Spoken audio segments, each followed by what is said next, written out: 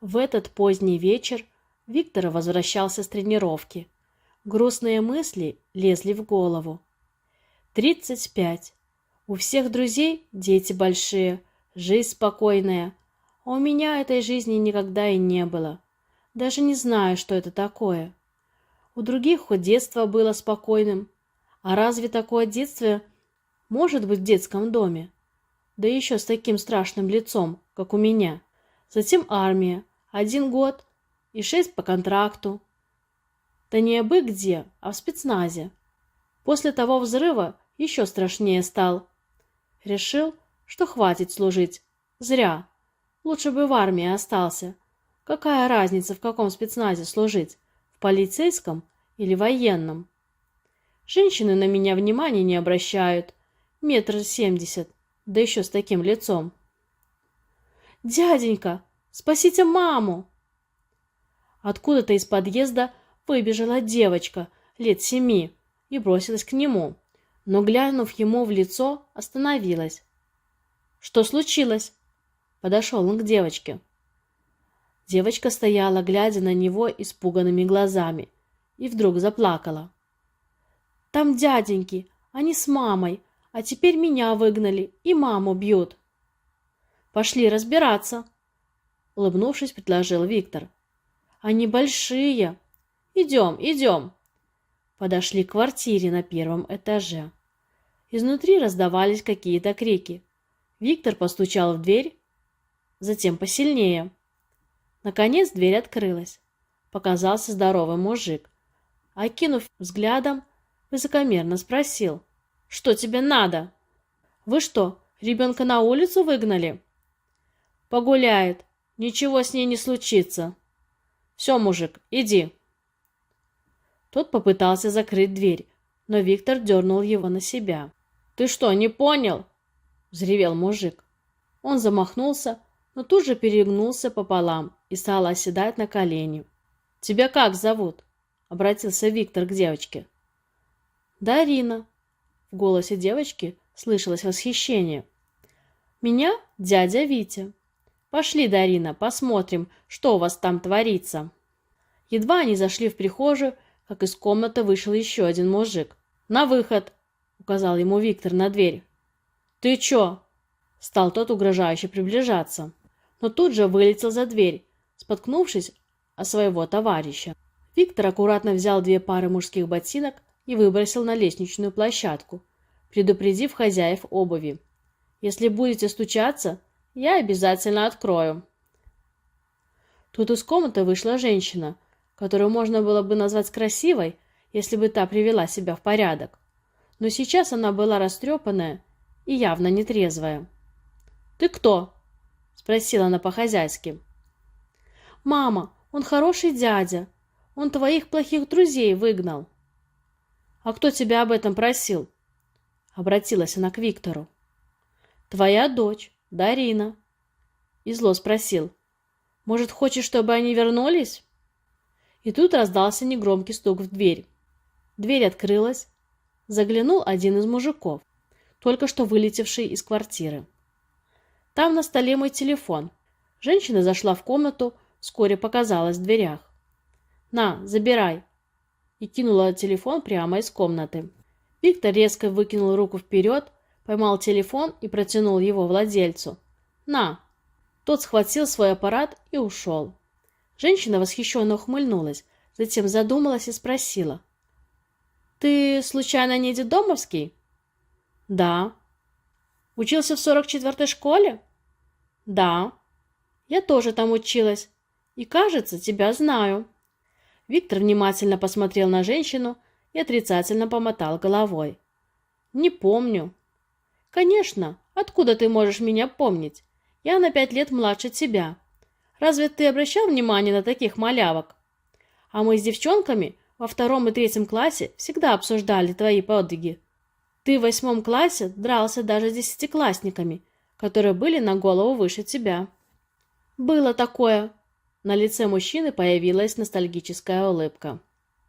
«После 8-го ты исчез». Тут женщина опомнилась, что ее неожиданный гость стоит в прихожей.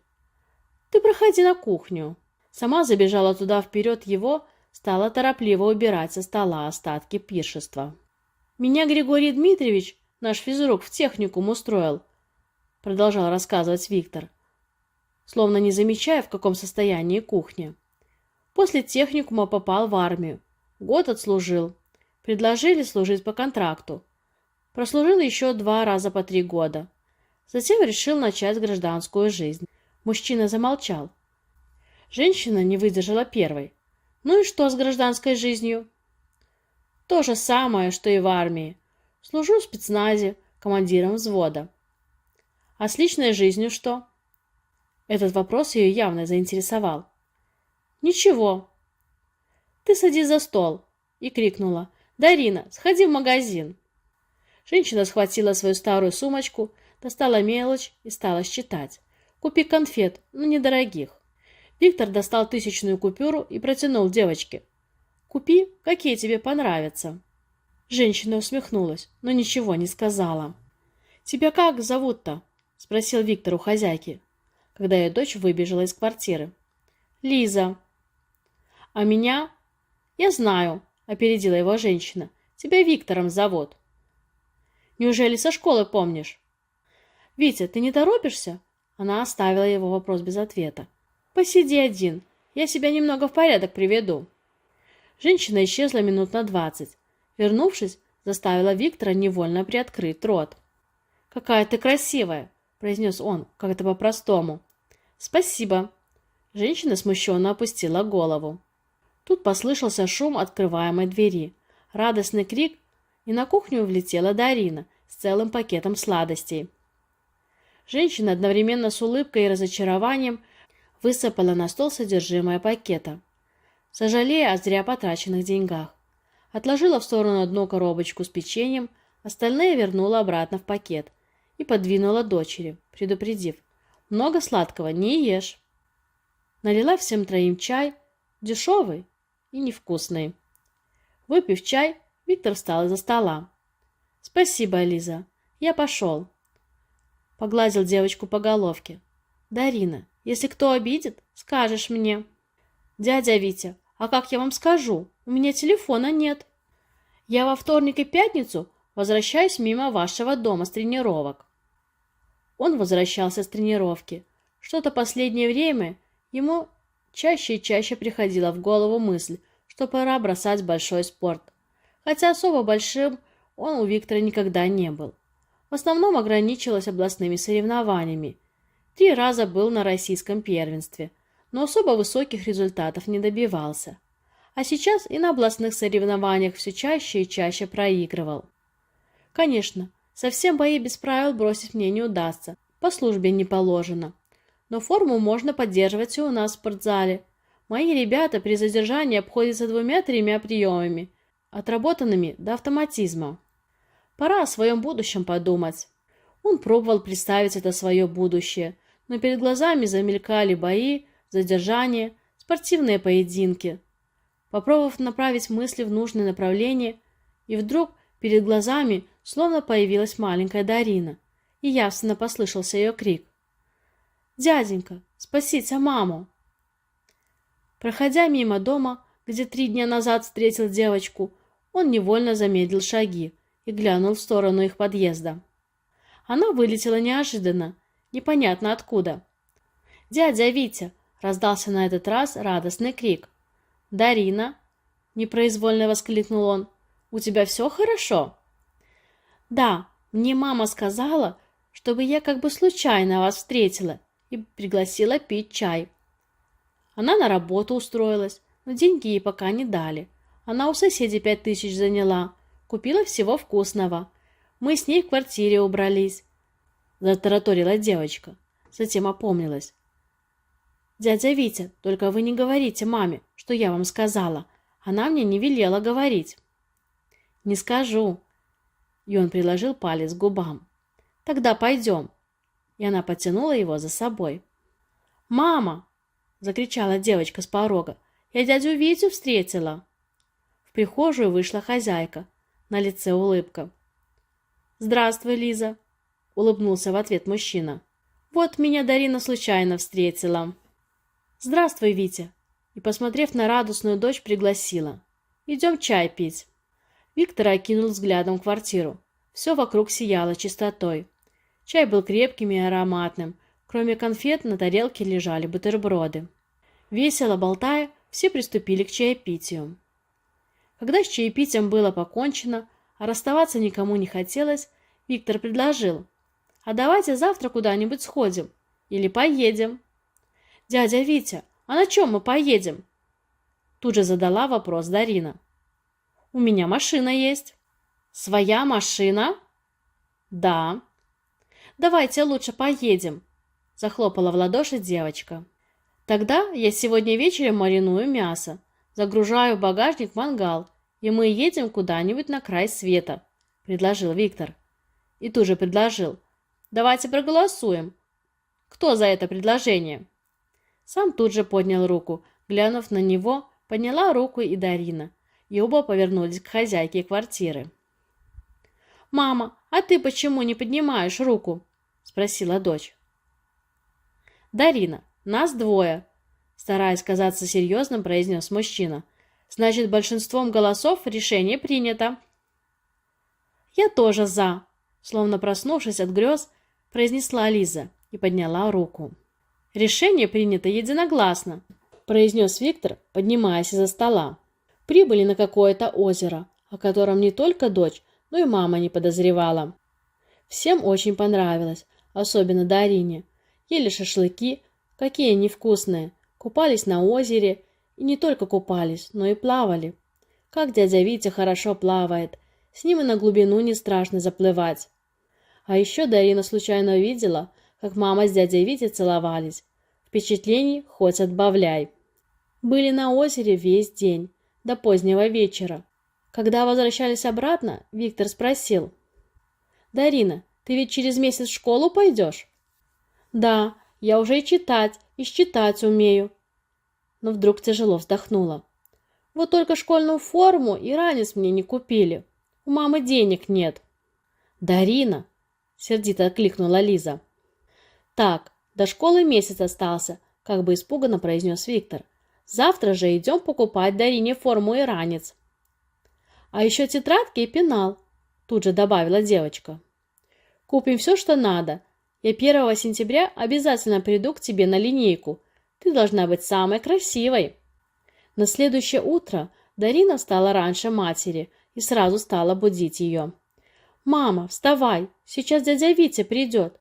Пойдем мне все к школе покупать». «Дарина, ты что?»